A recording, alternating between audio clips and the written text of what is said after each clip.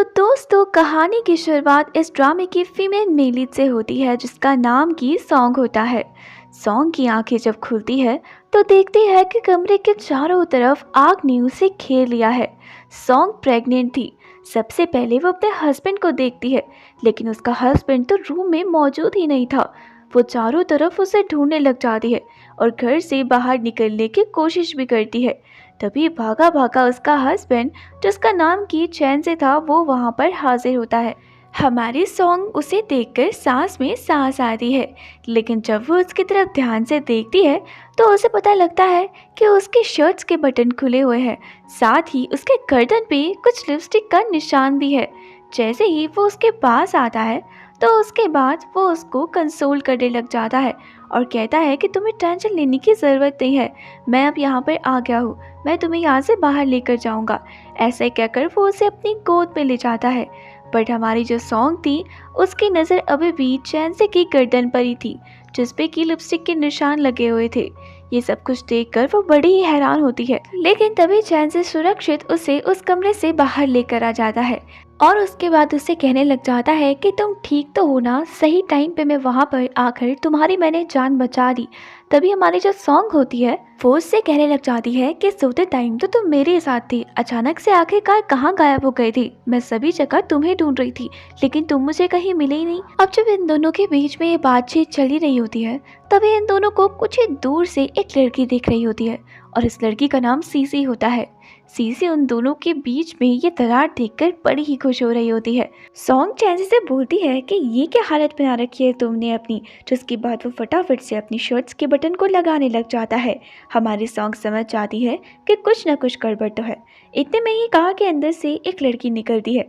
जी हाँ, ये कोई और नहीं थी बल्कि मैं सीसी थी। सीसी उसके पास आकर कहने लग जाती है कि बॉस, आपका कोट तो गलती से कार के अंदर ही रह गया था।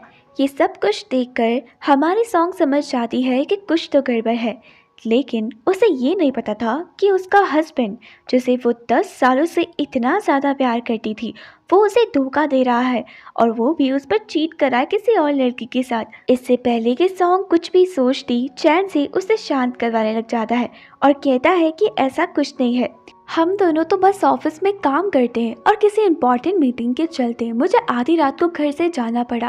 तुम इतना ज़्यादा ओवरथिंक मत करो, वैसे भी तुम प्रेग्नेंट हो, इस टाइम पर तुम्हें अपना और हमारे बच्चे का ध्यान रखना चाहिए। ऐसा ही कहकर वो सीसी को फटाफट से वहाँ से चलने के लिए बोलता है ताकि कुछ और सच्चाई उसके मुंह से बाहर ना आ जाए। सीसी जाते जाते भी अपने गर्दन पे जो लव बाइट होती है उसका दिखावा करते हुए हमारे सॉन्ग के सामने से जाती है। ये सब कुछ देखकर तो हमारे सॉन्ग का दिल ही टूट जाता है। उसे कुछ भी समझ नहीं आता है कि वो क्या करे, लेकिन एक बात वो अच्छे तरीके से समझ गई थी कि अब उसे चैन से के साथ नहीं रहना है, क्योंकि अगर वो उसके साथ रहेगी तो वो खुद को बहुत बड़ा धोखा देगी। इसी तरीके से हमारे सॉन्ग हमें बताती है कि उसने कितना ज़्यादा प्यार किया था चैन को, और उसने कभी सोचा भी नहीं था कि चैन से उसके साथ ऐसा करेगा, उसे धोखा देगा। उसकी मॉम ने उसे चैन से शादी करने के लिए मना किया था, लेकिन वो अपनी मॉम के खिलाफ पे चली गई। दरअसल क्या होता है कि स्कूल टाइम में हमारी जो प्यारी सी सॉन्ग होती है वो जा रही होती है, तभी कुछ गुंडे उसके पास आ जाते हैं और उसके बाद उसे परेशान करने लग जाते हैं। ये सब कुछ देखते ही वहाँ पर चैन से की एंट्री हो जाती है। चैन से उस टाइम पर सॉन्ग को बहुत ज़्यादा प्यार करता था, इतना प्यार कि अकेला होते हुए भी वो सिर्फ और सिर्फ सॉन्ग को बचाने के लिए उन चारों गुंडों से अकेले भिड़ पड़ता है और उसके बाद वो गुंडे उसे खूब पीटते हैं। सॉन्ग से बचाने की कोशिश तो करती है, लेकिन वो भी क्या कर सकती थी। तभी हम देखते हैं कि वो गुंडे कुछ ही टाइम बाद अपना सारा गुस्सा चैन से पर निकाल कर वहाँ से चले जाते हैं। सॉन्ग भाग कर उसके पास जाती है और कहती है कि तुम्हें उनसे अकेले लड़ने की क्या ज़रूरत थी। चैन से उसे कहता है कि मैं तुम्हें बहुत ज़्यादा प्यार करता हूँ और मैं तुम्हें इस तरीके अकेले कैसे छोड़ सकता था। मैं तुम्हें ज़िंदगी भर हमेशा प्रोटेक्ट करूँगा। उसके लिए अगर मुझे मेरी जान भी गंवानी पड़ी तो मैं अपनी जान भी कुर्बान करने के लिए तैयार हूँ। उसकी इन बातों को सुनकर सॉन्ग का दिल पसीज जाता है और इसी तरीके से वो डिसाइड करती है कि जिस इंसान से वो शादी करेगी वो कोई और नहीं है बल्कि मैं चैन से है। इसी तरीके से दोनों के दोनों एक दूसरे को डेट करने लग जाते हैं। खैर इसी तरीके से हम देखते हैं कि कैसे जो चैंसी था समय के साथ बदल गया था। सॉन्ग सोचती है कि अब जब वो चैंसी पुराने वाला चैंसी है ही नहीं, तो मैं क्यों उससे प्यार करूं, मुझे भी उससे दूर हो जाना चाहिए। वो अपनी मॉम को कॉल करती है और उसके बाद अपनी मॉम को कहती है कि मॉम, आप बिल्कुल ठीक कह रही थी, अब टाइम आ गया है जब मुझे खुद को बदल लेना चाहिए। मुझे चैंसी से और उसकी जुड़ी हुई चीज़ों से, हर चीज़ से दूर जाना है। उसकी मॉम उसका साथ देने के लिए तैयार हो जाती है। तो कुछ ही टाइम बाद जो चैन से होता है वो हमारी सॉन्ग को हॉस्पिटल में मिलने के लिए जाता है, जहाँ पर वो उसे बोलता है कि मुझे माफ़ कर दो, अगर गलती से भी मैंने तुम्हें या फिर अपने बच्चे को खो दिया होता ना, तो मैं ज़िंदगी भर अफसोस करता रहता। बट अब तुम बिल्कुल भी टेंशन मत लो, मैं तुम्हारे ही साथ रहूँगा चाहे कुछ भी क्यों ना हो जाए। सॉन्ग उसकी बातों को सुन रही थी एंड ना उसे बड़ा ही गुस्सा आ रहा था, क्योंकि वो उसकी सारी असलियत जानती थी, लेकिन फिर भी जिस हिसाब से वो उससे झूठ बोल रहा था और उसे बहलाने की कोशिश कर रहा था, इन सब चीज़ों से तो उसे और भी गुस्सा आ रहा था। जब वो सॉन्ग से बात कर भी रहा होता है ना, तो उसके फ़ोन पे बार बार किसी लड़की का मैसेज आ रहा होता है। जी हाँ, वो कोई और नहीं थी बल्कि मेरी सीसी ही थी। तो जो हमारा चैन से था बार बार उसका मैसेज भी देख रहा होता है। ये सब कुछ देख कर ना सॉन्ग को बड़ा ही बुरा लगता है और वो सोचने लग जाती है कि मैं इसकी लाइफ में आज इतनी भी इम्पोर्टेंट नहीं हूँ कि 2 मिनट के लिए मुझसे बात कर सकी। इतने में ही जो चैन से होता है उसका फ़ोन बजने लग जाता है एंड ये सब कुछ देख कर वो फटाफट से कॉल उठाता है। तभी वो हमारी सॉन्ग से कहता है कि किसी इम्पोर्टेंट काम के चलते मुझे यहाँ से जाना पड़ेगा, पर तुम बिल्कुल भी टेंशन मत लो, मैं जल्द ही दोबारा तुमसे मिलने के लिए आ जाऊँगा। ऐसा ही कहकर वो वहाँ से चला जाता है। जैसे थोड़ी देर बाद बाहर निकल कर कॉल को रिसीव करता है एंड इसी तरीके से बोलने लग जाता है कि तुम बार बार सॉन्ग के सामने कॉल मत किया करो, अगर उसे किसी दिन शक हो गया ना तो मैं मुसीबत में पड़ जाऊँगा। तभी हम देखते हैं कि जो सीसी होती है वो उसका वेट कर रही होती है एंड इसी तरीके से अचानक से एक रूम में उसको खींच लेती है। तभी वो उसे देख कर कहने लग जाती है कि तुम कहाँ थी, मैं तुम्हारा कब से इंतज़ार कर रही थी, लेकिन तुम अब तक नहीं आए, अब तुम आ गए हो तो मैं तुम्हें जाने नहीं दूंगी। उसकी इन बातों को सुनकर जो चैन से होता है वो कहने लग जाता है कि मैं समझ ही गया था कि तुम्हें ये लगेगा कि आज मैं तुम्हारे साथ टाइम स्पेंड नहीं करूँगा, लेकिन ऐसा कभी हो सकता है क्योंकि तुम मेरे लिए बहुत ही ज़्यादा इम्पोर्टेंट हो। इन सब बातों को सुनकर तो जो सीसी होती है वो बड़ी खुश हो जाती है और कहती है कि तुम जल्दी से जल्दी अपनी बीवी को डिवोर्स दे दो, लेकिन इस बात पे चैन से मना कर लेता है और उसे कहता है कि कुछ टाइम के लिए रुक जाओ। ऐसा ही कहकर वो वहाँ से चला जाता है। तो दूसरी तरफ हमारे सॉन्ग जानती थी कि चैन से किस ज़रूरी काम से गया है। तभी वहाँ पर डॉक्टर उसे देखने के लिए आ जाते हैं और कहते हैं कि तुम्हारे हस्बैंड कहाँ गए। सॉन्ग उनको बताती है कि किसी इंपॉर्टेंट काम के चलते उन्हें यहाँ से जाना पड़ा। डॉक्टर उसे बोलते हैं कि तुम्हारा बेटा और तुम बिल्कुल ठीक हो, तुम बिल्कुल टेंशन मत लो, कुछ ही टाइम बाद तुम हॉस्पिटल से डिस्चार्ज भी ले सकती हो। इन सब बातों को सुनकर हमारी सॉन्ग बिल्कुल भी खुश नहीं थी और वो डॉक्टर से कहने लग जाती है कि मुझे एबॉर्शन करवाना है। ये सब जानकर तो डॉक्टर भी हैरान हो जाते हैं एंड इसी तरीके से हम देखते हैं कि हमारी सॉन्ग उसी पल को याद करने लग जाती है जब उसने चैन से को सीसी के साथ देखा था एंड उसे पता लगता है कि वो उसे झूठ बोल रहा है। ये सब चीज़ें उसे और भी ज़्यादा गुस्सा दिलाती है। तो वो डॉक्टर से कहती है कि डॉक्टर, मैंने समझ लिया है कि मुझे वाकई में इस बच्चे को अबॉर्ट करवाना है, तो प्लीज़ आप मेरी इसमें मदद कर दीजिए। डॉक्टर उसे बोलते हैं कि बच्चा अबॉर्ट करवाना और ना करवाना ये तुम्हारी मर्ज़ी है, बट हाँ, अबॉर्ट करवाने से पहले तुम्हारे हस्बैंड के साइन भी बहुत ज़्यादा ज़रूरी है, तभी जाकर हम इस बच्चे को अबॉर्ट कर पाएंगे। जब वो दोनों की दोनों बातें कर ही रहे होते हैं तभी वहाँ पर एंट्री हो जाती है चैंसी की एंड चैंसी वहाँ पर आते ही सॉन्ग से पूछने लग जाता है कि आखिरकार तुम और डॉक्टर किस बारे में बात कर रहे हो। सॉन्ग डॉक्टर को शांत करवाती हुई कहने लग जाती है कि कुछ नहीं, मैं तो बस बीबी की हेल्थ के बारे में डॉक्टर से बात कर रही थी। तो इसी तरीके से जो चैंसी होता है वो बहुत ज़्यादा खुश हो जाता है और कहने लग जाता है कि तुम बिल्कुल भी टेंशन मत लो, हमारा बीबी बहुत ज़्यादा स्ट्रांग बनेगा। अगर हमारी बेबी गर्ल होगी तो मैं चाहता हूँ कि वो पूरी तरीके से तुम पर जाए, इतनी ज़्यादा इंटेलिजेंट बने जितनी तुम हो, और अगर बेबी बॉय होगा तो वो मुझ पर जाना चाहिए, बहुत ही ज़्यादा स्ट्रॉन्ग। उसकी बातों को सुनकर सॉन्ग को बहुत ही ज़्यादा गुस्सा आ रहा होता है एंड इसी तरीके से जैसे ही चैन से उसे टच करता है तो हमारी जो सॉन्ग होती है वो कहने लग जाती है कि मुझे ना हॉस्पिटल में अच्छा नहीं लग रहा है, आई गेस अब हमें घर चलना चाहिए। ऐसा ही कहकर वो वहाँ से घर जाने के लिए उठ जाती है। चैन से उसे कहता है कि घर तो हम चल लेंगे, लेकिन मुझे ये बताओ कि तुम्हारा चेहरा इतना उतरा उतरा सा क्यों लग रहा है। अच्छा समझ गया, तुम आग से बहुत ज़्यादा डर गई हो ना। टेंशन मत लो तुम, मैं तुम्हारे साथ हूँ। ऐसा ही कहकर कुछ ही टाइम बाद वो उसे घर पर लेकर आता है, और जैसे ही अपने रूम में लेकर आता है उसे, तो वो वहाँ पर उसे बच्चों के बहुत सारे कपड़े दिखाता है और कहने लग जाता है कि देखो, हमारे बच्चों के कपड़े उस रूम में जल गए थे, तो मैं उनके लिए बहुत सारी शॉपिंग करके लेकर आया हूँ। अब तुम डिसाइड कर लेना कि तुम्हें कौन से पसंद आ रहे हैं और कौन से पसंद नहीं आ रहे हैं। वैसे मुझे तो सारे अच्छे लग रहे हैं।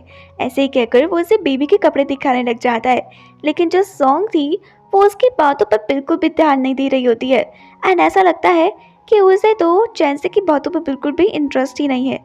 चैन उसे देखकर कहने लग जाता है कि आग से इतना भी घबराने की ज़रूरत नहीं है। मैंने तुम्हें प्रॉमिस किया है ना कि आज के बाद ऐसा कभी नहीं होगा, और अगर होगा तो मैं तुम्हें बचाने के लिए आ जाऊंगा वहाँ पर, जैसे इस बार आया। और वैसे भी तुम तो इस बात को अच्छे से जानती हो कि मैं तुम्हें कितना ज़्यादा प्यार करता हूँ, और तुम्हारे लिए मैं किसी भी हद तक जा सकता हूँ। सॉन्ग उसकी बातों को सुनकर ना अंदर ही अंदर बहुत ज़्यादा हंस रही होती है और सोचने लग जाती है कि वाकई में कितनी अच्छी एक्टिंग कर लेता है ये। उसके वहाँ पर से जाते ही हमारी जो सॉन्ग होती है वो बच्चों के कपड़ों को देखने लग जाती है और कहने लग जाती है कि प्लीज़ मेरे बच्चे, मुझे माफ़ कर देना, मैं तुम्हें इस दुनिया में नहीं लेकर आ सकती हूँ। अगर मैं तुम्हें इस दुनिया में लेकर आ भी गई तो चैन से शायद तुम्हें कभी भी अच्छे तरीके से ट्रीट ना करे। तभी वो ना उसका फ़ोन देखती है जिसमें लगातार सीसी के ना मैसेज आते रहते हैं। अब ये सब कुछ देखकर उसे बहुत ज़्यादा क्यूरियोसिटी होती है। उसे उसके फ़ोन का लॉक तो पता था, तो इसी तरीके से वो फटाफट से उसके फ़ोन का लॉक खोलती है, और उसके बाद जैसे वो उसके मैसेजेस पढ़ती है ना, ये मैसेज पढ़कर तो उसके होश ही उड़ जाते हैं। सबसे पहले उसका मैसेज जो वो पढ़ती है, तो उसे पता लगता है कि चैन से उसे अक्सर उसी रेस्टोरेंट में खाने के लिए ले जाया करता था जो हमारी प्यारी सी सॉन्ग का फेवरेट रेस्टोरेंट था। सॉन्ग को वो टाइम याद आ जाता है जब वो उसके साथ उस रेस्टोरेंट में गई थी, और वो कहती है कि तुम आज से पहले कभी किसी लड़की को यहाँ अपने साथ तो लेकर नहीं आए।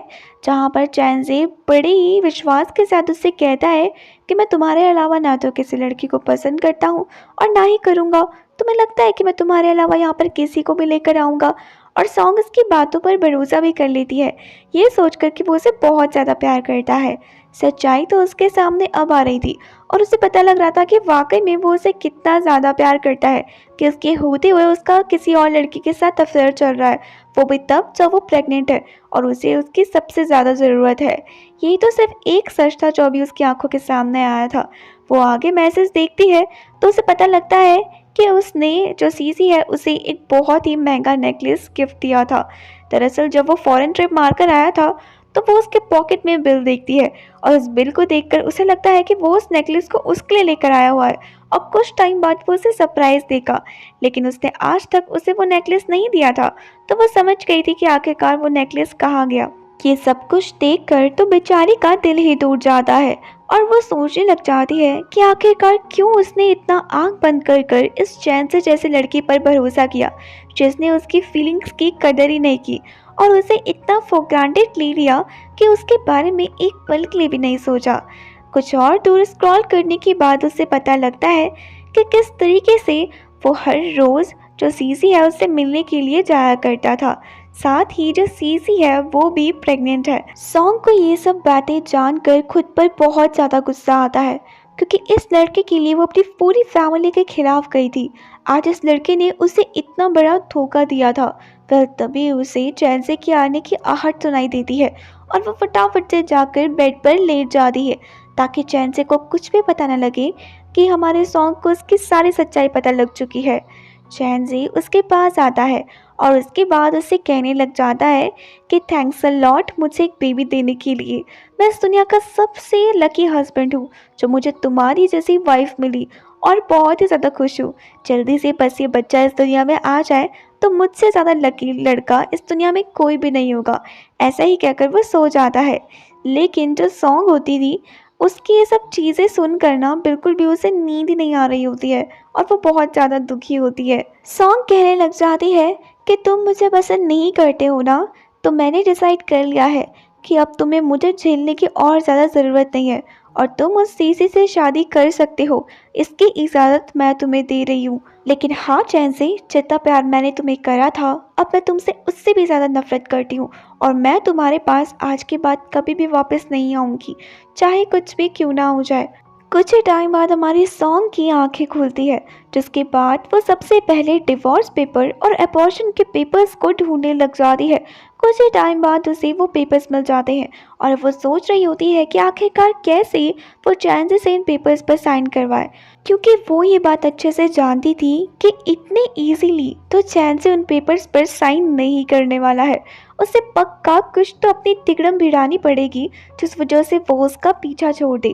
और वो सोचती है कि इस सब में क्या पता शीज़ी उसकी मदद कर ले, क्योंकि वो तो यही चाहती है ना कि वो चैन से शादी कर ले। कुछ ही टाइम बाद हमारी जो प्यारी सी सॉन्ग होती है ऑफिस में पहुंचती है, तो देखती है कि सीसी को तो बड़े ही प्यार से जो चैन से अपने हाथों से खाना खिला रहा है। एंड ये सब कुछ देखकर उसे बहुत ही ज़्यादा बुरा लगता है। तभी वो बिना कुछ सोचे समझे फटाफट से ऑफिस के अंदर चली जाती है और चैन से भी एकदम इनोसेंट बनने का नाटक करने लग जाता है। और इसी तरीके से वो कहने लग जाता है कि प्लीज़ सॉन्ग तुम कुछ भी गलत मत सोचना, ये जो सीसी है ना, ये तो बहुत ही अच्छी दोस्त है मेरी और बहुत ज़्यादा काम भी करती है। दरअसल इसे तुम्हारी तबीयत खराब होने के बारे में पता लगा तो ये यहाँ पर आ गई तुम्हारे लिए ब्रेकफास्ट लेकर। एंड इसी तरीके से सीसी भी काफ़ी अच्छी खासी एक्टिंग करती है और उससे कहने लग जाती है कि मैं जानती हूँ कि आपको रेस्टोरेंट का खाना ज़्यादा पसंद नहीं है, बस कुछ चुनिंदे रेस्टोरेंट का खाना पसंद है, इसलिए मैं वहाँ से ही आपके लिए आपका फेवरेट खाना लेकर आई हूँ। हमारी जो सॉन्ग होती है वो चैंसी की तरफ देख कर कहने लग जाती है कि इसको कैसे पता है कि मुझे कौन से रेस्टोरेंट का खाना पसंद है। क्या इसी तरीके से चैन से इस सॉन्ग को मैनिपुलेट करने की कोशिश करता है और कहने लग जाता है कि अरे ऐसे ही, दरअसल मैं पूरे दिन भर तुम्हारे बारे में बातें करता रहता हूँ ना, तो इससे पता लग गया होगा। हमारे सीसी भी उसकी बातों पे हाँ मिलाती है। कुछ ही टाइम बाद हमारी जो सॉन्ग होती है वो कहने लग जाती है कि मैं यहाँ पर किसी इंपॉर्टेंट काम से आई थी। लेकिन इससे पहले कि वो कुछ भी बोलती, उसकी नज़र जाती है सीसी की गर्दन पर, जिसने वही नेकलेस पहना हुआ था जिसकी उसने फ़ोटो देखी थी। अब ये सब कुछ देखकर तो उसे बहुत ही ज़्यादा बुरा लगता है।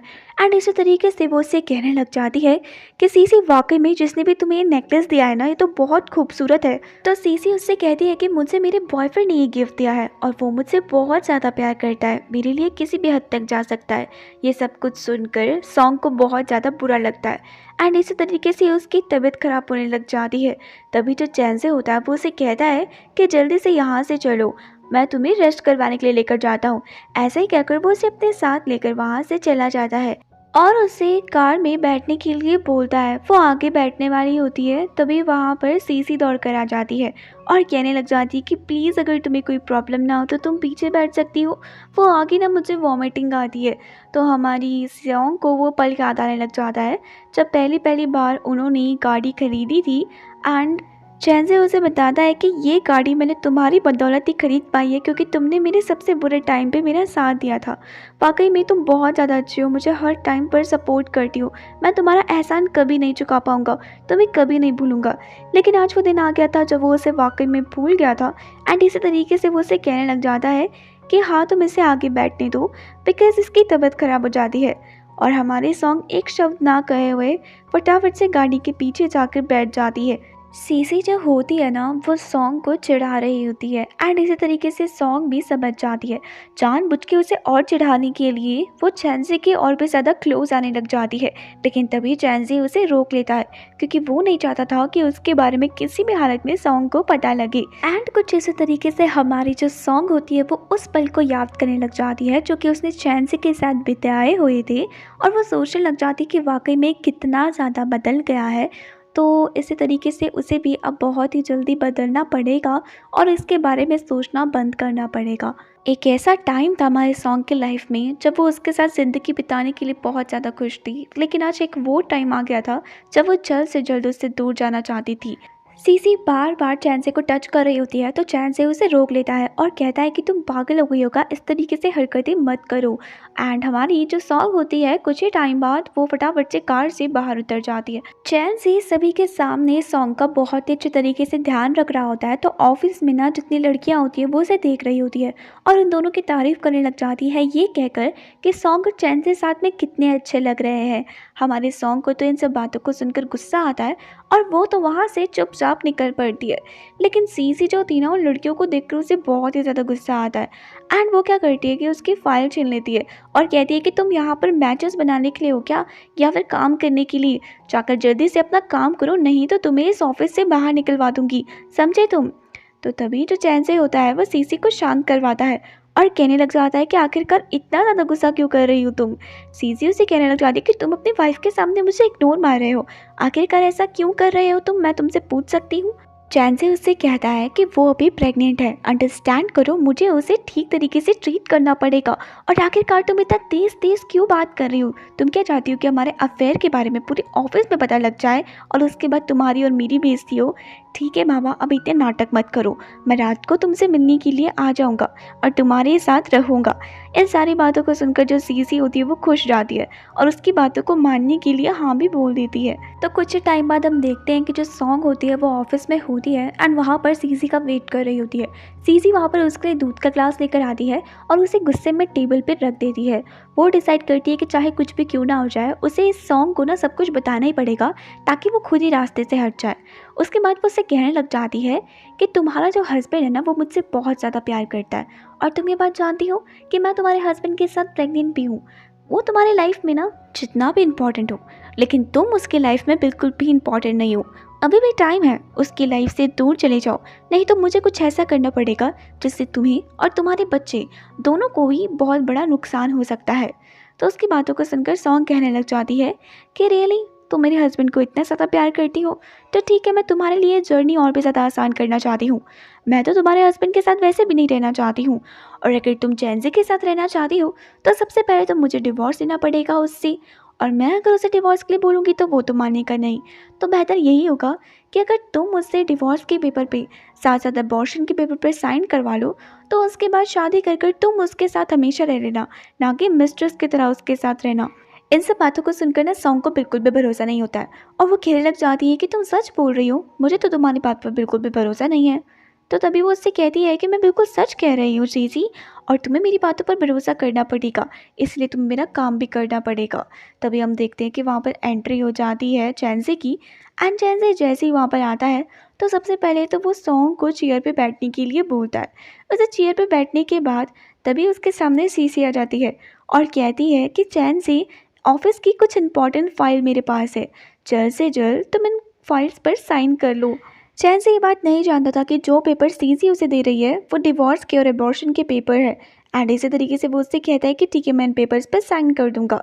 कुछ ही टाइम बाद वो इन पेपर्स को रीड करने लग जाता है, लेकिन ये सब कुछ देखकर तो जो सीसी होती है वो बहुत ही ज़्यादा टेंस हो जाती है, क्योंकि वो दोनों ही जानते थे कि अगर वो पेपर पढ़ेगा तो उसके बाद उसे सच्चाई का पता लग जाएगा।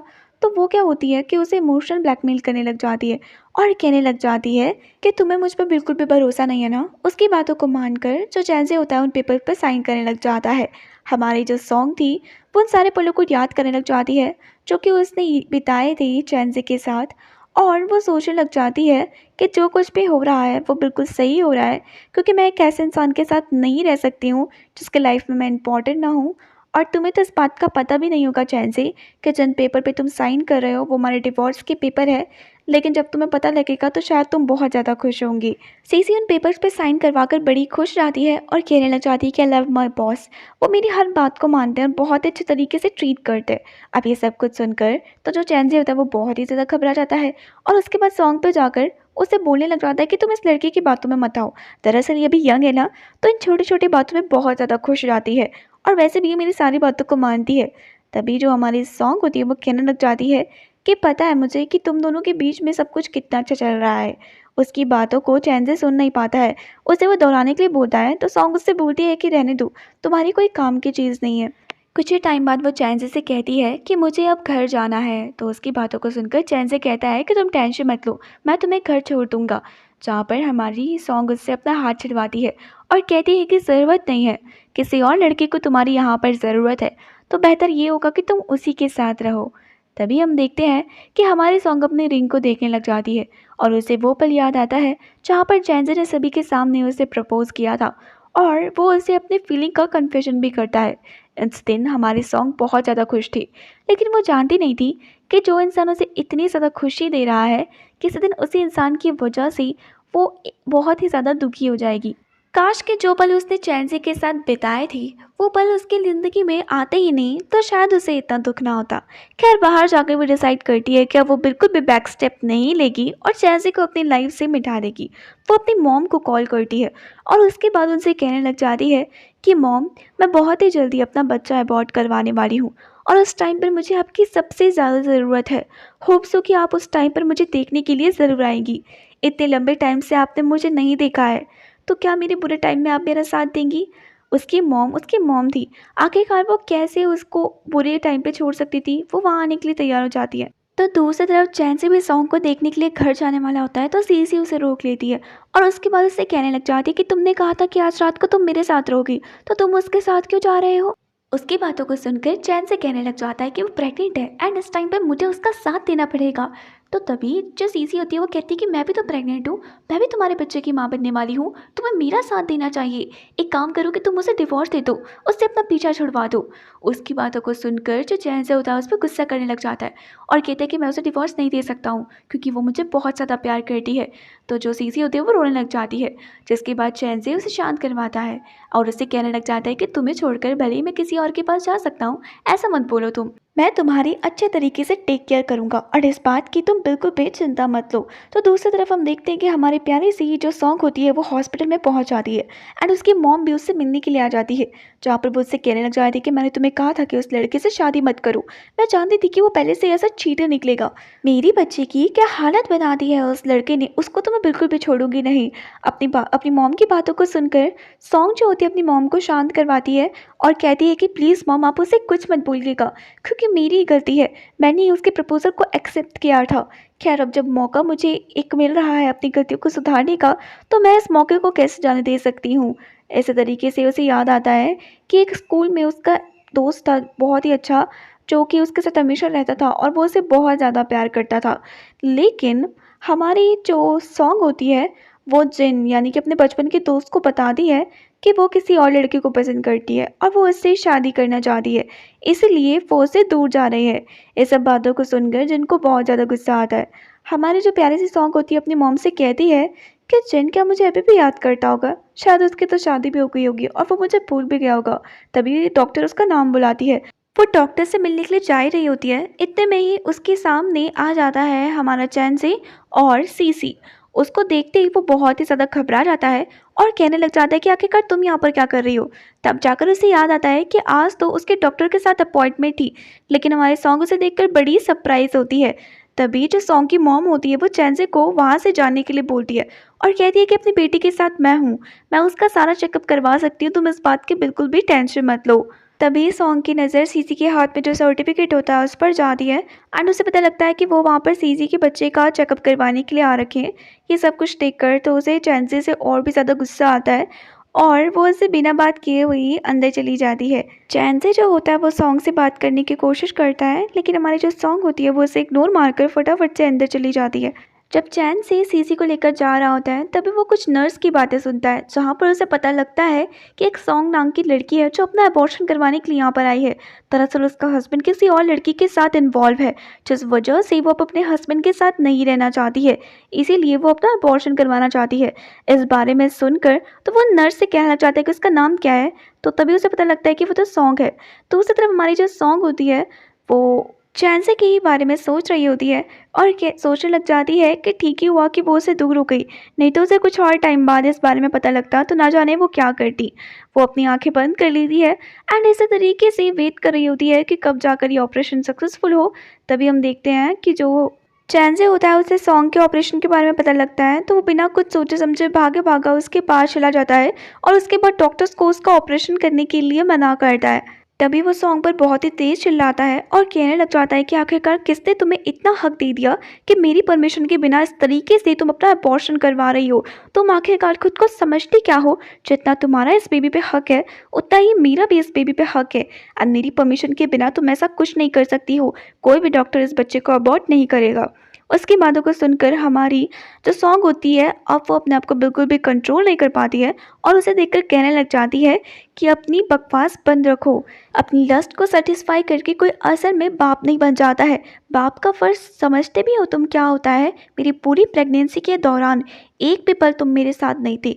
ऐसा ही कहकर वो उसके पास जाती है एंड इसी तरीके से उसके मुंह पे वो पेजेस मारती है जिस पे कि उसने साइन करवाया था और कहने लग जाती है कि तुमने ये अबॉर्शंस के पेज पे साइन किया था। चैंसे को तो याद ही नहीं आता है कि आखिरकार कब उसने उन पेपर्स पे साइन किया था। तब जाकर उसे याद आता है कि जो सीसी थी वो उसके पास कुछ पेपर्स लेकर आई थी और ऑफिस के इंपॉर्टेंट पेपर्स कहकर उसने उन पेपर्स पे बिना पढ़े ही उससे साइन करवा दिया था। जिसके बाद वो सीसी के पास जाता है और कहने लग जाता है कि आखिरकार क्यों तुमने मुझसे ज़बरदस्ती उन पेपर्स पे साइन करवाया? तुम्हें पता था ना कि वो पेपर्स क्या है? ऐसा ही कहकर वो उसे कहने लग जाता है कि मैं तुम्हें बिल्कुल भी नहीं छोड़ूंगा सीसी। तुम्हारी हिम्मत कैसे हो गई मुझसे इतना बड़ा झूठ कहने की? जहाँ पर सीसी कहती है कि तुम्हारी बीबी ने धमकाकर मुझे उन पेपर्स को तुम्हें देने के लिए कहा था। जिसके बाद मैं क्या करती? तो इन सब बातों को जानकर जो चैन से होता है वो दोबारा से चला जाता है सॉन्ग के पास और कहने लग जाता है कि तुमने मेरे साथ चीटिंग की है। तुम मेरे बच्चे को मुझसे अलग नहीं कर सकती हो। तुम्हें इस बच्चे को इस दुनिया में लाना ही पड़ेगा। वो चैन से कहने लग जाती है कि ठीक है, अगर मैं इस बच्चे को जन्म दूंगी तो क्या तुम इसे कभी लॉयल्टी दे पाओगी? क्योंकि जो इंसान 10 सालों तक मेरे साथ रहने के बावजूद भी मेरे साथ लॉयल नहीं है तो क्या वो अपने बच्चे के प्रति लॉयल होगा? तुम तो हमेशा उसके होते हुए भी इस तरीके से एक्स्ट्रा मैरिकल अफेयर करते रहोगी। मैं नहीं चाहती हूँ कि मेरा बच्चा एक ऐसे बाप को बाप बोले जिसका 100 लड़कियों के साथ अफेयर हो। मेरी लाइफ से दूर चले जाओ चैन से। मैंने तुम्हारे साथ अपने सारे रिश्ते ख़त्म कर दिए। तभी सॉन्ग की मॉम भी उस पर बहुत ज़्यादा चिल्लाने लग जाती है और कहने लग जाती है कि चले जाओ चैन से यहाँ से दूर। तभी वो दूर पे जाकर सीसी का गला पकड़ लेता है और कहता है कि ये सब कुछ तुम्हारी वजह से हुआ है सीसी। तभी वो घुट्टों पे बैठकर माफ़ी मांगने लग जाता है। हमारे सॉन्ग से इधर ही जिन की भी एंट्री हो जाती है फाइनली एंड उससे हमारी जो प्यारी सी सॉन्ग थी उसके बारे में सब कुछ पता लग जाता है। तो इसीलिए वो वहाँ पर सॉन्ग से मिलने के लिए ही गया हुआ होता है। वो अब तक सॉन्ग को बहुत ज़्यादा पसंद करता था एंड उसी के लिए उसने अब तक किसी से शादी नहीं की थी। तो दूसरी तरफ जो सॉन्ग होती है वो चैंसी से कहने लग जाती है कि तुम मुझे जितनी माफ़ी मांगनी है मांग लो, लेकिन मैं तुम्हारे पास दोबारा से वापस नहीं आऊँगी बिकॉज़ मैंने डिसाइड कर लिया है और बार बार धोखे खाना मुझे पसंद नहीं है। जो इंसान एक बार मेरे साथ ऐसे कर सकता है वो ज़िंदगी भर मेरे साथ ऐसे करेगा। चैंसी, मेरी नज़रों में तुम्हारे लिए जितनी भी इज़्ज़त थी वो सारी इज़्ज़त मैं गंवा चुकी हूँ। इससे पहले कि मैं तुम्हारे साथ कुछ भी बुरा कर दूँ तुम प्लीज़ यहाँ से मेरी आंखों से दूर चले जाओ। लेकिन तभी चैंसी उससे बोलता है कि मैं यहाँ से नहीं जाऊँगा, तुम्हें भी अपने साथ लेकर जाऊँगा। ऐसे कहकर अपना हाथ पकड़कर वो उसे अपने साथ लेकर जाने लग जाता है। तभी जो हमारी सॉन्ग होती है उसकी मॉम रोक लेती है और कहती है कि मेरी बेटी अब तुम्हारे साथ नहीं आएगी, चीटर कहीं के। तभी जो सीसी होती है उसे भी बहुत ज़्यादा गुस्सा आता है चैंसे पर। वो सोचने लग जाती है कि जिस चैंसे को वो इतना ज़्यादा प्यार करती है वो आज सॉन्ग का साथ दे रहा है। वो उसे अपने साथ चलने के लिए बोलती है। तभी चैंसे उसे अपना हाथ छुड़वा देता है। और इतने में ही इस धक्का मुक्की में वहाँ पर एंट्री हो जाती है जिन की। जिन जैसे ही वहाँ पर आता है तो उसके बाद हमारे सॉन्ग के उसे देखते ही एकदम होश उड़ जाते हैं और वो सोचने लग जाती है कि उसे तो लगा था कि जो जिन है वो अपनी लाइफ में सेटल हो गया होगा, आज के बाद उसकी कभी उससे मुलाकात हो ही नहीं पाएगी। लेकिन उसे देखकर वो बहुत ज़्यादा खुश हो जाती है।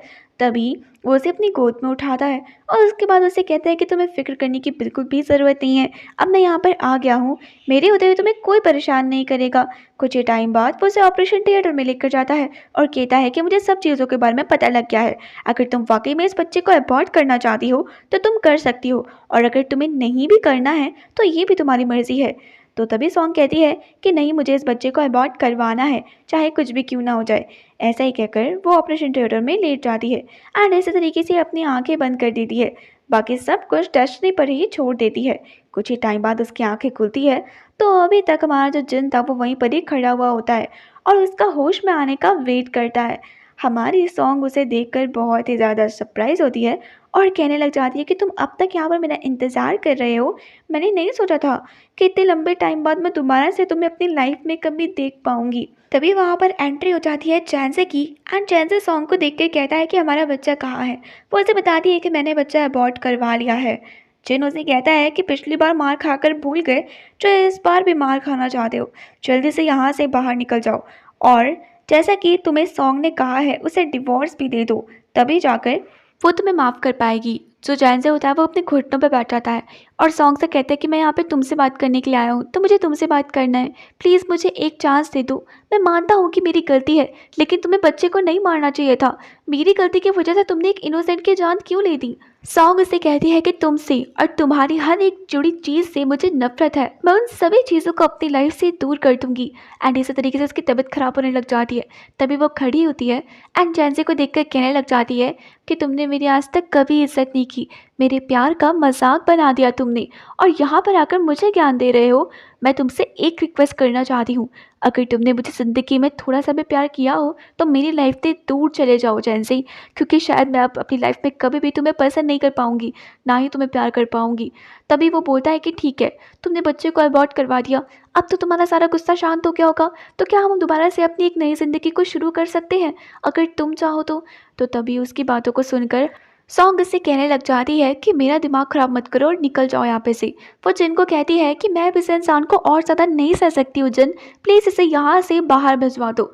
उसकी बातों को मानकर जो जिन होता है वो उसे बाहर ले जाने लग जाता है, लेकिन चैन से जो होता है वो बाहर जाने के लिए बिल्कुल भी तैयार नहीं होता है।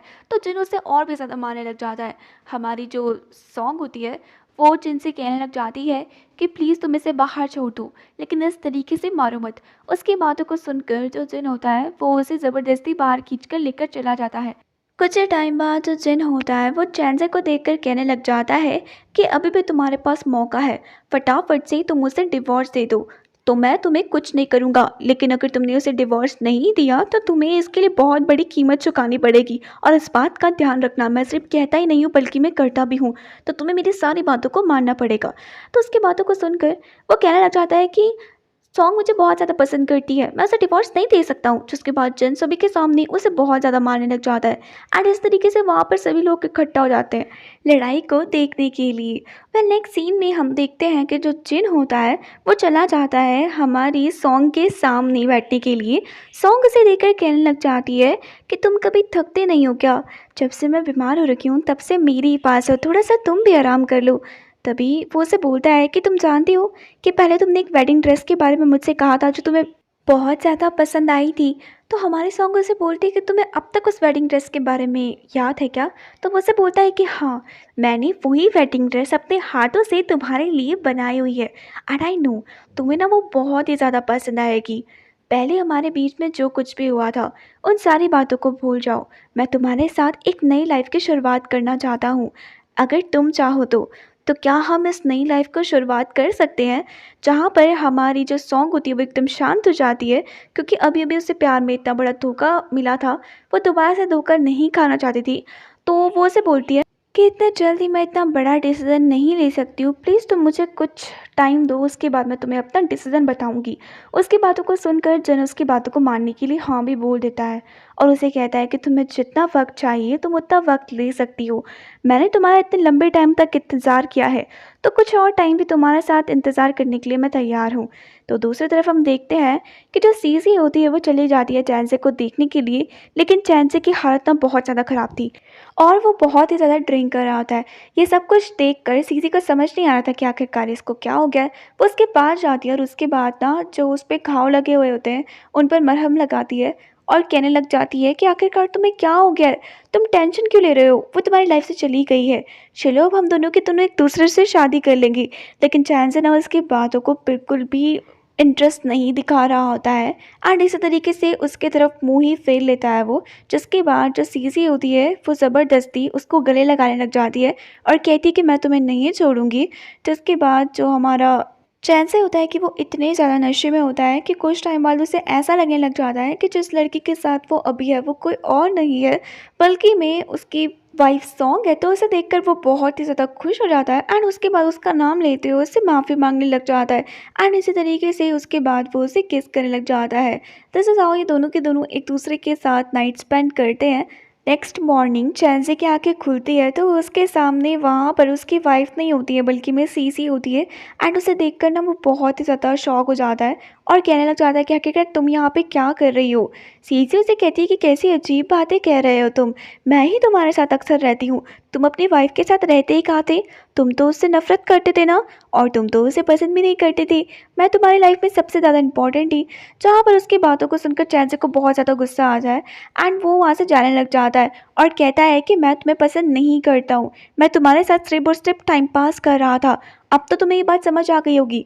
जहाँ पे वो उसे पैसे देता है और कहता है कि जितने पैसे तुम्हें इस क्रेडिट कार्ड से यूज़ करने हैं, तुम कर सकती हो, बस प्लीज़ मेरा पीछा छोड़ दो और हाँ, अब से मेरे पीछे मत आओ, क्योंकि तुम्हारी वजह से मेरी लाइफ हेल बन चुकी है। मेरी वाइफ को जब से पता लगा है तब से वो मुझसे ठीक से बात तक नहीं कर रही है। मैं जिस लड़की को पसंद करता हूँ वो सॉन्ग है और उसकी जगह मैं तुम्हें कभी भी नहीं दे सकता हूँ। इन सब बातों को सुनकर जो सीसी होती है वो कहने लग जाती है कि अच्छा, इसका मतलब कि तुमने मेरा यूज़ किया है, तो मुझे एक बात बताओ कि मेरे बच्चे का क्या। जहाँ पर वो जाने लग जाता है तो तभी सीसी उसे पीछे से गले लगा लेती है और कहने लग जाती है कि प्लीज़ मुझे इस तरीके से छोड़कर मत जाओ, मैं सच में तुम्हें बहुत ज़्यादा प्यार करती हूँ। तभी वो उसे धक्का देता है जिस वजह से वो टेबल पे जाकर उसका पेट लग जाता है एंड कुछ ही टाइम बाद वो देखती है तो उसे ब्लीडिंग शुरू हो जाती है। जहाँ पर वो समझ जाती है कि बस अब कुछ ही टाइम बचा है। वो चैंसी को आवाज़ भी लगाती है उसे बचाने के लिए, लेकिन वो उसकी बात नहीं सुनता है एंड उसकी इसी तरीके से वहाँ से चुपचाप चला जाता है। तो दूसरी तरफ हमारा जो जिन होता है वो बहुत ही अच्छे तरीके से ध्यान रख रहा होता है सॉन्ग का और उसे उसके हस्बैंड की ही तरह एकदम ट्रीट कर रहा होता है, जहाँ पर उसके छोटे छोटे बातों का वो बिल्कुल ध्यान रख रहा होता है।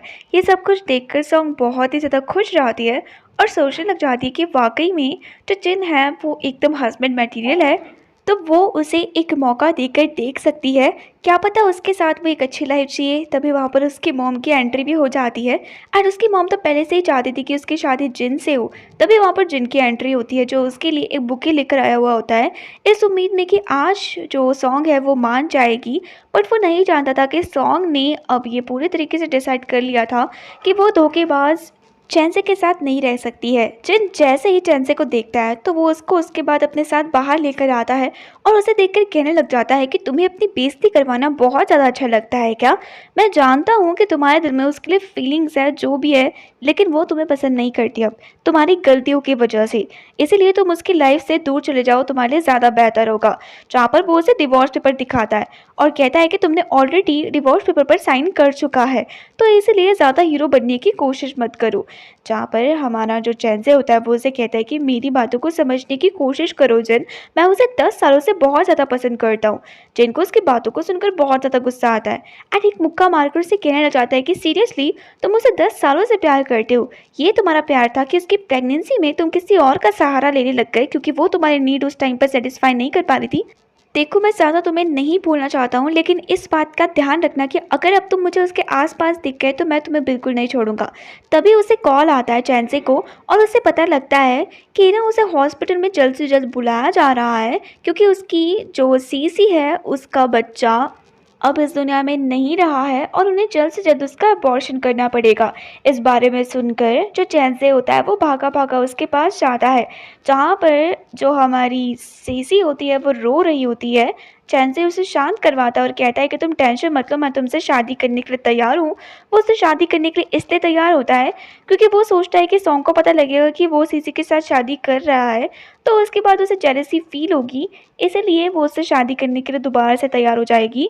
बट जो हमारी सीसी थी उनकी बातों को समझ नहीं पाती है और चैंसी की बातों को सच मानकर बहुत ज़्यादा खुश जाती है।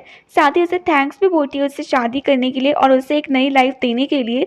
सीसी को लगता है कि उसका मकसद जो था वो पूरा हो चुका है एंड फाइनली वो जल्द ही जल्द उसकी वाइफ बन जाएगी। उसके बाद तो उसकी मज़े ही मज़े हैं। बट वो ये बात नहीं जानती थी कि चैंसी तो बस उसकी फीलिंग के साथ खेल रहा है। तो दूसरी तरफ सॉन्ग को पता लगता है कि जो चैंसे है उसकी शादी बहुत ही जल्दी सीसी के साथ होने वाली, तो वो उसे डिवोर्स करना चाहता है। इस बारे में जानकर तो जिन बहुत ज़्यादा खुश हो जाता है क्योंकि उसके सारे दरवाजे अब खुल चुके थे। नेक्स्ट सीन में हम देखते हैं कि जो सॉन्ग होती है वो चली जाती है उससे डिवोर्स लेने के लिए। तभी वो वहाँ पर देखती है कि जो सीसी है उसने चैंसे का हाथ पकड़ा हुआ है। चैंसे हमारे सॉन्ग के सामने आकर कहने लग जाता है कि अगर तुम चाहती हो कि मैं तुमसे शादी करूँ तो अभी भी मौका है, मैं तुमसे शादी कर सकता हूँ। सॉन्ग को उसकी बातों को सुनकर बहुत ही ज़्यादा गुस्सा आता है और वो उसे देखकर कहने लग जाती है कि तुम मुझे एक मौका दो या हज़ार मौका दो, जो चीज़ मैंने डिसाइड कर ली है अब मैं उसी पर खड़ी रहूँगी और मैं तुमसे बिल्कुल भी शादी नहीं करूँगी। उधर ये सीसी सोच रही होती है कि ये चैन से तो भाई मेरा बेवकूफ़ बना रहा है। जब इसका मन करता है तो कहता है कि तुम मेरे लिए इम्पोर्टेंट हो, और जब इसका मन नहीं करता है तब मुझे कहता है कि तुम बिल्कुल भी इम्पोर्टेंट नहीं हो। तो इसी तरीके से हमारी जो सॉन्ग होती है, फाइनली वो वहाँ से चली जाती है। कुछ ही टाइम बाद जैसे ही वो कार में बैठती है तो बड़े अच्छे तरीके से जो जिन होता है वो उसे ट्रीट कर रहा होता है एंड इस तरीके से उसकी सीट बेल्ट लगाता है। तो चैनज़े को भी वो पल याद आने लग जाते हैं जब वो उसके साथ टाइम बिताता था एंड इसी तरीके से जो चैनज़े होता है वो उसके पीछे-पीछे उसकी कार के पीछे भागने लग जाता है। सीसी उसे रोकने की कोशिश करती है बट चैनज़े उसकी एक बात भी नहीं सुनता है एंड इसी तरीके से हमारे सॉन्ग को पता भी नहीं होता है कि वो उसकी गाड़ी के पीछे भाग रहा होता है। लेकिन तभी क्या होता है ना, अचानक से एक दूसरी कार आती है जिसकी वजह से चैनज़े की उससे टक्कर हो जाती है एंड उसका एक्सीडेंट हो जाता है। हमारे सॉन्ग को लगता है कि पक्का किसी का एक्सीडेंट हुआ है, लेकिन वो इस बात को नहीं जानती थी कि जिस इंसान का एक्सीडेंट हुआ है वो कोई और नहीं है बल्कि मेरी चैनज़े है। तो इसलिए वो रुकती भी नहीं है और जिन उसके बाद उसे अपने साथ लेकर चला जाता है। उधर ही जो चैनज़े होता है वो बहुत ही बुरे तरीके से घायल हो जाता है। उसे फटाफट से जो सीसी होती है वो हॉस्पिटल में लेकर चली जाती है। अबॉर्शन के बाद हमारी जो सॉन्ग होती है पूरे तरीके से ठीक हो जाती है, तो जो डॉक्टर्स होते हैं वो उसे बोलते हैं कि तुम अब ना यहाँ से डिस्चार्ज भी ले सकती हो। उसी के सामने से वो चैनज़े को लेकर जाते हैं लेकिन उसे इस बारे में कुछ पता ही नहीं लगता है। कुछ ही टाइम बाद वो अपने रूम में जाती है और इसी तरीके से अपने सारे के सारे सामान को पैक करने लग जाती है। उसके साथ जिन भी होता है और उसकी मॉम भी। तभी अचानक से उसके फ़ोन पर सीसी का कॉल आता है। वो जब कॉल रिसीव करती है तो सीसी उसे बताती है कि जो चैनज़े है उसका बुरी तरीके से एक्सीडेंट हो गया है, तो वो उसे लास्ट टाइम मिलने के लिए आ जाए, क्योंकि उसका पता नहीं है, क्या पता वो अगली बार के लिए ज़िंदा रहे या फिर ना रहे। हमारी जो सॉन्ग होती है वो मिलने जाने के लिए मना कर देती है, लेकिन तभी उसकी मॉम उसे बोलती है कि तुम्हें उसे आखिरी बार मिलने के लिए जाना चाहिए। सॉन्ग उनकी बातों को मानकर मिलने के लिए जाने के लिए तैयार हो जाती है एंड इसी तरीके से जिन से भी पूछती है, जहाँ पर जिन भी उसे नहीं रोकता है। सॉन्ग उनसे कहती है कि मुझे लगा था आप रोकोगी, इसलिए मैं नहीं जा रही थी, लेकिन मैं जाऊँगी। कुछ ही टाइम बाद उसे वहाँ पर सीसी दिखती है जो उसे बोलती है कि थैंक्स अ लॉट यहाँ पर आने के लिए, और उसे नर्स के कपड़े पहनकर अंदर जाने के लिए बोलती है। सॉन्ग फटाफट से उस ड्रेस को पहनती है और उसके बाद चली जाती है चैनज़े को अंदर देखने के लिए। हाँ, भले ही वो चैनज़े से बहुत ज़्यादा नफरत करती थी, लेकिन उसने ये कभी नहीं चाहा था कि वो मर जाए या फिर उसके साथ कुछ भी बुरा हो। वो उसके पास जाती है और उसे बोलती है कि मेरी शायद ही तुम्हारे साथ आखिरी मुलाकात है, तो मैं ये बताने के लिए आई हूँ कि बहुत ही जल्दी जिन के साथ मैं यहाँ से कहीं और शिफ्ट हो रही हूँ। उसकी ये बात बोलते ही जो चैनज़े होता है उसके बॉडी में डॉक्टर्स को कुछ मूवमेंट दिखता है एंड ये सब कुछ देखकर वो बहुत ज़्यादा खुश हो जाते हैं। तभी जो चैनज़े होता है वो भी अपनी आँखों को खोल लेता है एंड इसी तरीके से जो नर्स होती है वो सभी डॉक्टर्स को फटाफट से वहाँ पर बुला लेती है एंड हमारी सॉन्ग वहाँ से बाहर आ जाती है क्योंकि उसका काम अब पूरा हो गया था। उसे ज़्यादा देर तक चैनज़े के साथ नहीं रहना था, क्योंकि वो जानती थी कि वो रहेगी उसके साथ तो पुरानी बातें उसे याद आएगी और वो बहुत ही ज़्यादा कमज़ोर हो जाएगी। तभी सीसी उसके सामने आती है और उसे बोलती है कि मैंने तुम्हारे साथ हमेशा बहुत ज़्यादा बुरा किया है, लेकिन फिर भी तुमने मेरे साथ इतना मेरी मदद की, मैं उसके लिए तुम्हें धन्यवाद कहना चाहती हूँ। कुछ नर्स वहाँ पर जो होती है उन दोनों को देखकर बातें बनाने लग जाती है। ये कहने लग जाती है कि वाकई में सॉन्ग कितनी अच्छी है, वो उसकी कितनी ज़्यादा हेल्प करती है।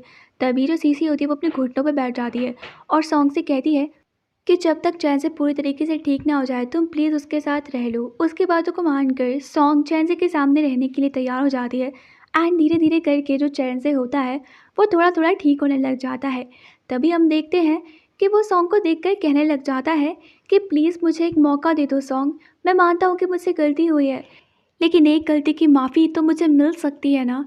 उसकी बातों को सुनकर सॉन्ग वहाँ से जाने लग जाती है, तभी वो उसे रोक लेता है और इतने में ही सीसी उनकी बातें सुनने लग जाती है, जहाँ पर चैन से सॉन्ग से कहता है कि तुम मेरी लाइफ में बहुत ज़्यादा इंपॉर्टेंट हो। मैं सीसी को पसंद नहीं करता हूँ, मैं सिर्फ और सिर्फ उसका यूज़ कर रहा था। मैं जिस लड़की को अपनी लाइफ में पसंद करता हूँ वो सिर्फ और सिर्फ तुम हो, और तुम ही एक वो लड़की हो जो मेरी लाइफ में इंपॉर्टेंट है। उसकी बातों को सुनकर सॉन्ग को और भी ज़्यादा गुस्सा आता है, क्योंकि वो ये सोचती है जो इसने मेरे साथ किया है वो दूसरी लड़की के साथ भी कर रहा है, तो इसीलिए वो वहाँ से चली जाती है। लेकिन सीसी का ये सब कुछ सुनकर तो दिल ही टूट जाता है, क्योंकि वो उसे वाक़ई में बहुत ज़्यादा पसंद करती थी एंड उसके लिए उसने बहुत सारे सैक्रिफाइसेस भी किए थे। सॉन्ग को देखते ही उसे आज रियलाइज़ हो गया था कि आखिरकार उसे चैंज़े का साथ नहीं देना चाहिए था। जो अपनी वाइफ़ को धोखा दे सकता है, तो आखिरकार वो उसे धोखा क्यों नहीं देगा? लेकिन सॉन्ग उसकी एक बात भी नहीं सुनती है एंड इसी तरीके से वहाँ से चली जाती है। जब वो वहाँ से जा रही होती है तो सीसी से भी उसकी मुलाकात होती है। लेकिन सीसी पे अब इतनी हिम्मत नहीं बची थी कि वो उसकी आँखों में आँखें डाल के भी बात कर सके। वो एकदम शांत हो जाती है और उसे कुछ भी नहीं बोलती है। और जो उसने सॉन्ग के साथ किया था उसके बाद वो बोलने के लिए उसके पास कुछ क्या ही रह गया था। वो अंदर जाती है और चैंज़े को देखकर कहने लग जाती है कि वाक़ई में मैं तुम्हारी लाइफ़ में इम्पोर्टेंस नहीं रखती हूँ, तो तुमने मेरी फीलिंग के साथ क्यों खेला? तुम जानते हो कि तुम्हारी वजह से मेरा बच्चा इस दुनिया में नहीं है। चैंज़े तुम ऐसा कैसे कर सकते हो मेरे साथ? तुम्हें बिल्कुल भी मेरी फ़िक्र नहीं है कि मैं किस कंडीशन में हूँ उस टाइम पे। अपने बच्चे को खो चुकी हूँ, सब चीज़ें मुझसे छिन चुकी है, वो सिर्फ़ तुम्हारी वजह से। और मैं इतनी बेवकूफ़ हूँ कि तुम्हारी हर एक बातों पर यकीन मानती रही कि वाक़ई में तुम मुझे अपनी वाइफ़ से ज़्यादा प्यार करते हो। इसीलिए मैंने उस लड़की को भी तुम्हारे कहने पर धोखा दिया। ये सब कुछ तुम्हारी ही गलती है और तुमसे ज़्यादा मेरी, जो मैंने तुम जैसे हैवान पर भरोसा किया। तभी उसकी नज़र चाकू पर पड़ती है एंड इसी तरीके से वो उस चाकू को उठाती है और कहने लग जाती है कि मेरी ज़िंदगी तो बर्बाद हो गई है। ना तो मुझे कोई अपनाएगा और ना ही मैं किसी और की मिस्ट्रेस अब बनना चाहती हूँ। ऐसे ही अगर वो अपना गला काट देती है एंड इसी तरीके से हॉस्पिटल में ही वो सुसाइड अटेम्प्ट कर लेती है। ये सब कुछ देख कर डॉक्टर्स भागे भागे वहाँ पर आते हैं। हमारी जो सॉन्ग होती है उसे इस बारे में पता लगता है कि किसी लड़की ने हॉस्पिटल में सुसाइड अटेम्प्ट किया है। उसे इस बात की उम्मीद नहीं थी कि वो लड़की सीसी होगी, लेकिन तभी उस लड़की की डेड बॉडी वो वहाँ पर से ले जाने लग जाते हैं। जो हमारी सॉन्ग थी वो उस डेड बॉडी को देखने लग जाती है। चंद वहाँ पर आकर उसकी आंखों को बंद कर लेता है, लेकिन वो उस बॉडी को देख लेती है जो किसी और की नहीं होती है, बल्कि मिस सीसी की होती है। ये सब कुछ देखकर उसे बहुत ही ज़्यादा बुरा लग रहा था। तो इसी तरीके से कुछ टाइम बाद उस रूम से चैन से भी बाहर निकलता है, जैसे अपनी गलती का रियलाइजेशन के साथ बहुत ज़्यादा गिल्ट भी था, क्योंकि उसने एक नहीं बल्कि में दो जिंदगियां खराब कर चुकी थी। वो वहीं पर ही बैठकर ज़ोर से रोने लग जाता है एंड इसी तरीके से उसे कुछ समझ नहीं आ रहा था कि आखिरकार अब वो कैसे सब कुछ ठीक करे, क्योंकि उसके हाथ में कुछ नहीं था। तो दूसरी तरफ हम देखते हैं कि हमारी जो सॉन्ग थी, फाइनली उसका डिसीजन उसने ले लिया था शादी का, और वो डिसाइड करती है कि वो उससे शादी करने के लिए तैयार है। ये सब कुछ सुनकर सॉन्ग की जो मॉम होती है वो भी बहुत ज़्यादा खुश होती है, क्योंकि फाइनली उसकी बेटी ने जिन जैसे एक अच्छे लड़के को चुन लिया था एंड उसके साथ उसकी शादी होने वाली थी। तो दूसरी तरफ हम जैनसे को देखते हैं, जिसके ना डॉक्टर्स हाथ पैर बांध रहे होते हैं, क्योंकि वो पूरे तरीके से अब पागल हो चुका था। कहते हैं ना कि कर्मों का फल तो इंसान को इसी जन्म में मिल जाता है, एंड ऐसा ही जैनसे के साथ और साथ ही सीसी के साथ भी हुआ। हमारे सॉन्ग को जब चैंसे के बारे में पता लगता है तो उसे बिल्कुल भी उसके लिए दुख नहीं होता है, क्योंकि उसने इसी तरीके से उसके साथ भी कुछ टाइम पहले किया था। साथ ही उसने सीसी की ज़िंदगी को भी ख़राब कर दिया था। वो कहती है कि तुम ये सब चीज़ें डिज़र्व करते हो, लेकिन मुझे सीसी के लिए बहुत ज़्यादा बुरा लग रहा है, बिकॉज़ वो इस दुनिया से जा चुकी है। लेकिन अब मैं अपनी लाइफ़ की एक नई शुरुआत करूँगी। ऐसा ही कहकर वो जिनका हाथ पकड़ती है एंड इसी तरीके से उसके बाद वो दोनों ही वहाँ से चले जाते हैं। और इसी तरीके से यहीं पर ही हमारा ये जो ड्रामा होता है वो यहीं पर ही ख़त्म होता है।